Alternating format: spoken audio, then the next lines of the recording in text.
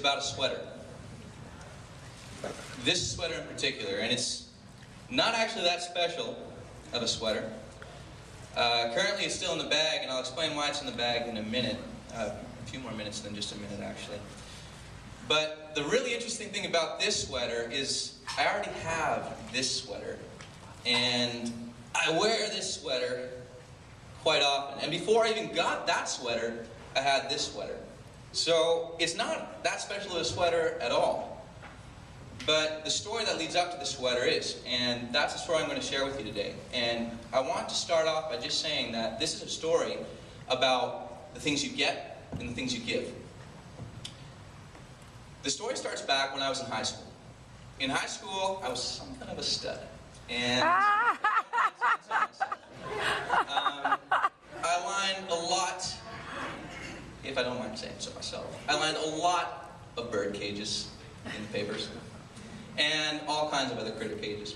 But I was in the paper quite often. I was on the radio a few times, just for the different things I accomplished with football in high school. I was the first of many things. It was just by random chance. It's not that I was more qualified, but I eventually started to think I was. I was the first grade 11 to play in the Senior Bowl for football. I was the first grade 11 to be an All-Star for BC High School football. I was a two-time All-Star, and the first of that as well. And in grade 12, we actually won the championship, the BC High School championship, on a touchdown that I received. And so there's a lot of opportunity for me to get a lot of the accolades that I got. I also got really arrogant because of it. And because of my arrogance, when school started to ask me if I would go and play football for them, I started asking them what they were going to give me. What am I going to get out of this transaction? Am I going to get to play right away? Am I going to get a full ride scholarship? Am I going to get some really cool gear? And these are the types of questions that I would go from school to school asking. And I went from Cal to Oregon State, Hawaii at one point, Boise. There's a lot of schools in the States that I had interest from, but had no interest in because they weren't going to give me the things I wanted to get. And that was because I was too arrogant. So ultimately I passed up on great opportunities to go and play football at great schools in the States because I was so arrogant. I thought that every coach should know that I am God's gift to football, and every coach should know that I'm a starter. I'm going to start in my first year. So I chose to go completely opposite of Hawaii. I went up to Edmonton. And, are you insane? I was insane, yeah. I went to Edmonton, and I even visited Edmonton on my recruiting visit in the middle of winter. And I should have known better that it was going to be white and blizzardy often, but I didn't put two and two together, and I got stuck there in the deep, cold winters of Edmonton. But at least there, they were going to give me a scholarship, and I was going to get to play right away. That first year, I went into training camp thinking, gosh, nobody can play football as well as I can play football. And I ended up going to training camp at 170 pounds, and I got wiped up. So many players just knocked me down so many times. I got so many nicks and knacks and bruises and broken bones and all these different things. And I didn't realize this, but I was now playing with men who were the best in their high school as well. Every player that played at university is the best in their high school. And when you guys go off to university and play sports at your respective universities, you're going to come to a realization that all the people you compete with and against are the best from their high school. So this was a shock to me, but it wasn't a deterrent. And I was arrogant enough to actually earn a spot as a starter on the team. But that career didn't last too long. In my first year alone, I had a triple compound concussion. And that was the first adversity that I had really faced with football. A triple compound concussion is just a fancy way of saying that I had a concussion that was a level 4 on the level 6 scale. And then a week later, I had another concussion. And then a week later, I had another concussion. So I had 3 within the span of 2 weeks. And they call it a compound concussion because you haven't recovered from the trauma already there. So after the third concussion, it was bad enough that when we did a CT scan, they realized that my brain was hanging very, very loosely from my skull. And it had a low chance, but still a chance of collapsing on the medulla. And that would have killed me. So we had to put me in a dark room. I had to lie there for a few weeks, and with no stimulation, couldn't watch TV, no lights. If I needed to be fed, my roommate fed me. If I needed to go to the washroom, he carried me.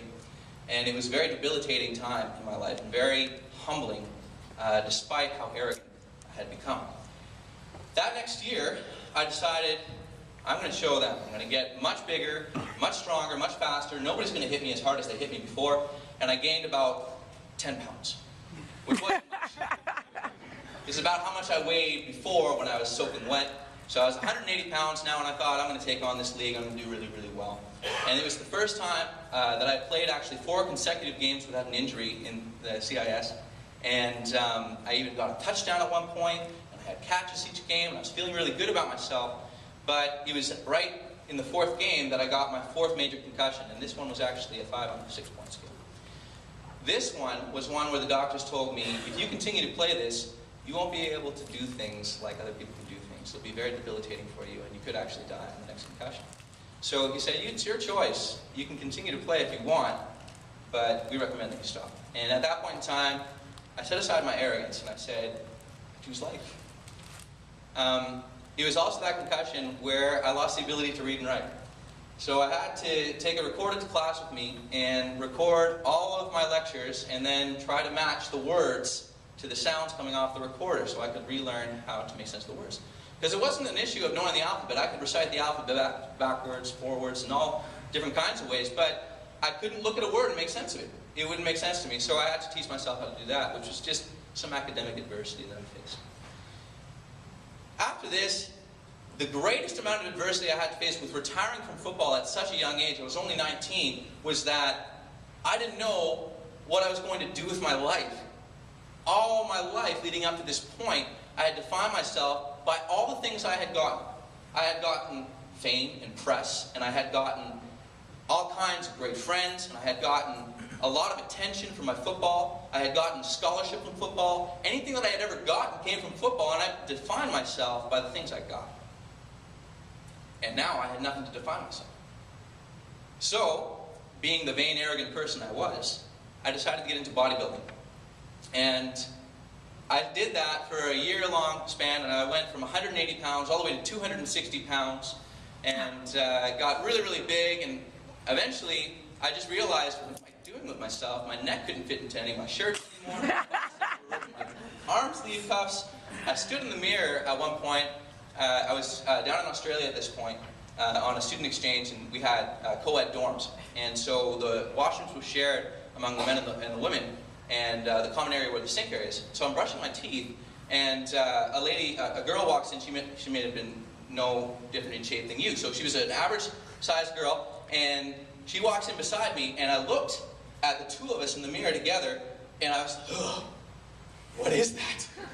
And I was seeing myself, and there was veins popping out where they shouldn't have been popping out, but I couldn't see this when I wasn't comparing myself against somebody else because I had grown progressively. So at that point I realized I gotta stop. But that became an addiction. Looking at myself in the mirror and trying to become a bigger, better person, getting bigger muscles, getting attention from not just girls when I went out, but also guys who were like, how did you get arms like that? You know, getting all these things is how I started to define myself, and all of a sudden, I went to go get a new record in my deadlift, and I got a hernia. And this was a type of hernia that most 40-year-olds or 50-year-olds get. My doctor was laughing at me. He wasn't even feeling sorry for me. He said, you're just dumb. You shouldn't be doing that. That doesn't sound smart at all. And so I had to go in for surgery, and what was really, really frustrating about this is I had developed an addiction, and so I needed to be in the weight room. I needed to look at myself in the mirror. I had a narcissism. My arrogance had gotten that bad. And now I couldn't do any of that because I had to sit down. I couldn't lie down. I had to sit down because of my surgery. And I had to do this for 6 months. So at this point I was thinking, wow, I have nothing. I have nothing to define myself with. I'm not that muscly guy. I actually kind of got soft because I was eating a lot of cookies. Depression set in, and I started to eat poorly, and I didn't have football. My school at that point in time, I was trying to decide, do I really want to be in psychology, or, you know, I'm not actually good at these courses. I don't do this well, so maybe I should get into something I'm good at, and I like to draw, so maybe I should get into the Art Institute. And at this point, I didn't really know where I was going with that either. It's just this really, really bleak time in my life where I had no direction. And that's when I got some good news. A doctor that works for the Lions, his name is Bill Rochelle, he and I were talking about some of my training, and he mentioned, you know, some of the things that you were able to do, most people with concussions can't do. They usually faint. And so he had me tested for concussions, and he found that I could play again. Not only so, but my brain had repaired itself so much that it was better than it had been even before any of the initial injuries. So at this point I was thinking, this is awesome. This is perfect because this is heading right into my draft year. And if I get to go into my draft year, if I could just get this one season and do everything I used to do in high school and get all these touchdowns and get all these great catches, then I'll make a CFL team. This is my only dream. It's the only thing I want to get. I want to get into the CFL. I want people to recognize me for my ability to play football because that's all I am. And so I went back to my university, and surprise, surprise, they didn't want me. I went to a couple other universities, and surprise, surprise, I couldn't get into school because my grades weren't very good. And so I went to SFU, and SFU had a lower admission policy, so I was able to get into SFU. And I talked with the head coach at that point in time, and even still, after having gone through everything I had gone through, and after receiving all these different injuries and being so full of myself, I still was so arrogant. I said to the coach, look, I don't care if we win or lose games, as long as I get the ball, and as long as I get touchdowns. Because at the end of the season, I have to provide a game tape to CFL scouts so that they have me on their team. Well, it wasn't long. We were right in the middle of fall camp. It was maybe 7 days into it, and I got a stress fracture in my 3rd and 4th metatarsal in my foot, which was an 8-week to 10-week injury. And so I'm thinking, wow, you know, somebody upstairs must really not want me to be playing football. Or there's something wrong here. I'm doing something wrong. And I went back to University of Alberta because I didn't want to have to worry about transferring credits. And at that point in time, I realized I need to just stop and reflect on my life. I need to reflect on the things I'm doing wrong, and I need to look at what I need to start doing. And I decided at that point in time I was going to start training people to do things that I couldn't do. So I started training people to try out for CFL teams. And I started training athletes, much like yourself, to reach college level athletics as well. And so at that point I really found peace in being able to do something that was giving back. And I started to find an identity in being able to give to people something that I had an ability to offer. And so it was funny, but right at that point in time when I came to that decision, when I realized that in order to overcome my adversities, I had to get over myself and start giving of myself. It was at that point that I got a call from the CFL scout with BC Lions, and he said, Matt, it's been 3 years, you haven't played football. I said, yeah. He says, you only played 7 games in college. I said, yeah. He says, you only have 15 catches. Yeah. And you only have 1 touchdown. Yeah. He says, get ready. We're going to draft you, I think, this year. I said, I haven't played for 3 years. I don't even know if I still know how to play. And I started to prepare myself. I started to really develop the things that football coaches care about. In the CFL, once you get to the pro level, people start measuring you like they measure horses, and they start putting the hands on top of each other, and they're checking your teeth. And they actually do check your teeth. That's not a joke. They check to make sure all your teeth are in there, and it's just like a horse. And you really do sign a lot of weight when you get into it, but they check all kinds of things, like how fast can you run 40 yards, and how quickly can you go side to side, and how high can you jump, and how far can you jump. And when it came down to those things, when I didn't have a long resume in football, I actually had a really, really good resume in the other stuff, and that is something I was really arrogant about as well. I got to the draft, and the draft had 780 eligible draftees that year. So there were 780 people playing college football that could have been drafted. There's only 46 spots in each draft. I was thinking, in my arrogance, that I was going to get drafted in the 1st, 2nd, or 3rd round, which didn't happen. And it got all the way down to the 6th round and the 42nd pick of the 46 picks available that I finally got drafted, which was also very humbling. And it was when I made it to training camp that the humbling process just continued. I got smacked around. If you think that it's hard to play college football, it's way harder to play pro football. And these guys, a lot of these people, they come from backgrounds where they have no money. And if they don't make this team, they don't get to provide dinner for their families. And some of these young men who are my age, 21 years old, already had 6-year-olds and 8-year-olds. And so for them, it was either they were making the team or I was making the team.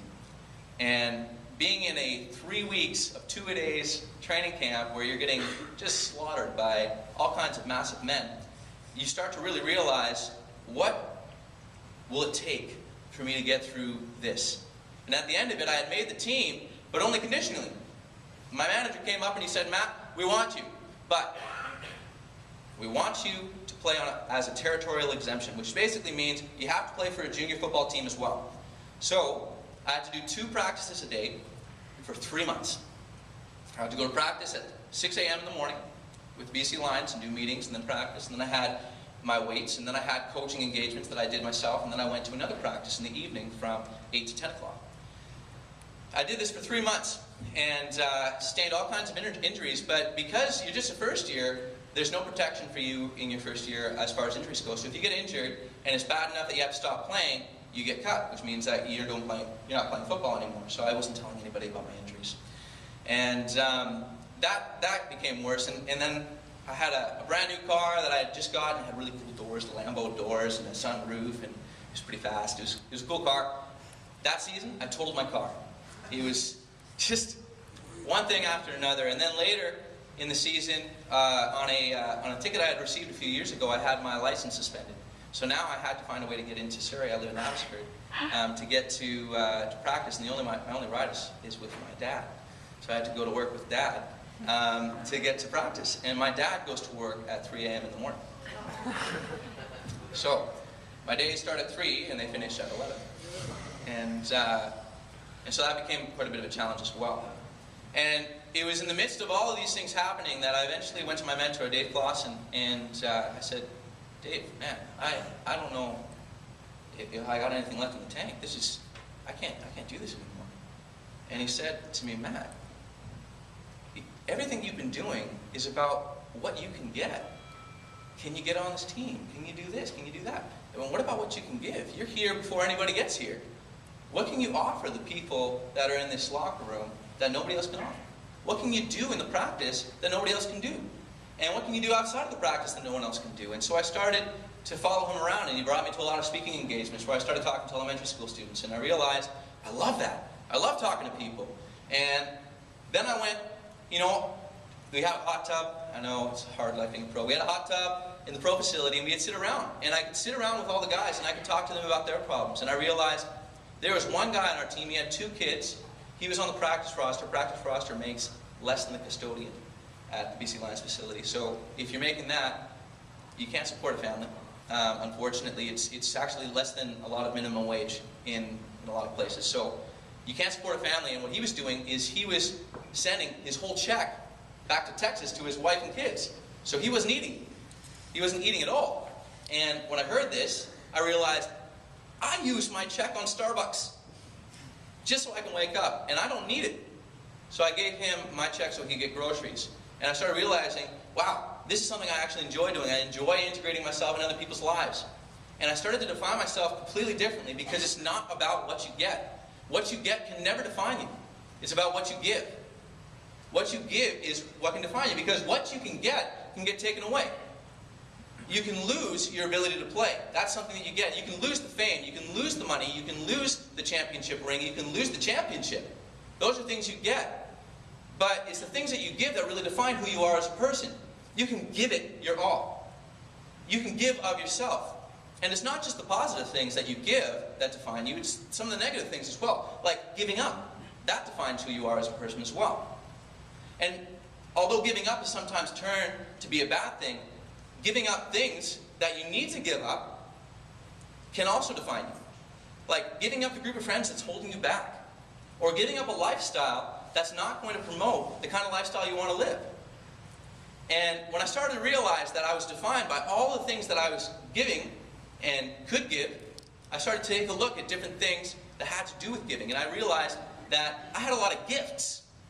I have a lot of good things about myself that I can offer to other people. And I want you guys to think about that for yourselves. What am I gifted in? Am I a good listener? Then give that, because that defines who you are. That is about who you are. Am I gifted in basketball? Well, that's not just for you. It's not just something, a means to an end to get something. That's something you can give. You can give to a younger kid and say, look, I'm a good basketball player. Let's show you how to do it too. the things that you give will ultimately define you. And I told you this story was about this sweater. And it wasn't until I realized that it was about the things that I could give that changes started to be made. Each week, somebody would get recognized for their contributions as far as being a practice player. If you practiced really hard, you'd be recognized by Wally Buono, and Wally would go up and say, he worked really hard, he made us feel great. And week by week, I didn't get to play. Every other person on the roster got a chance to play. And I never got to play while I was playing with the BC Lions. I played in exhibition games, but never a real season game, so I never actually got to dress. And I went to practice giving it everything I had, even if I was injured, because I knew that the look that I gave to our defense and the look that I gave for our offense was ultimately going to help us win games. And it was just so hard back when things were going wrong to not be recognized. But when I stopped caring about getting something and started giving of myself, it didn't matter anymore. And it was when we reached week 19, which is actually the week after the last season game, that Wally went to the front and he said, look, the man that's going to be getting this sweater gives of himself every day in practice. He's a person who gives and gives and gives. He gives it his all. He's in here first. He's out here last.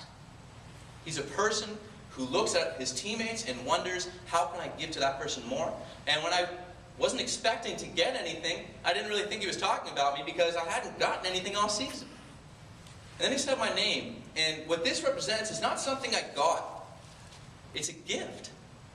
This represents a gift. And it's a gift from the team, a recognition that I had something to give, I had something to offer. And after that season, I didn't continue playing. I've gone on since and become a coach, and I train athletes, and I give back to athletes so that they can go and pursue their own dreams, because I think that's a remarkable gift that I can offer. And it's not something special necessarily, but it's special to the people who receive that gift. I know that. And so I thought, what could I possibly give you guys other than just these words? So that you could look at yourself and think, you know, I'm gifted in this. What can I give? How can I define myself?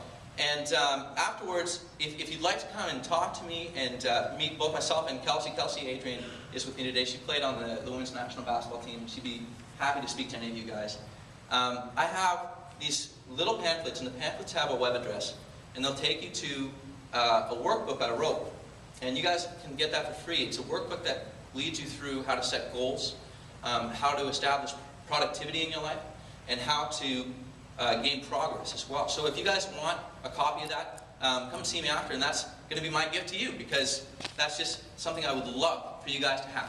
And I also want to thank you for giving me this opportunity, because without you guys offering me this, I don't get to share some of the gifts that I have.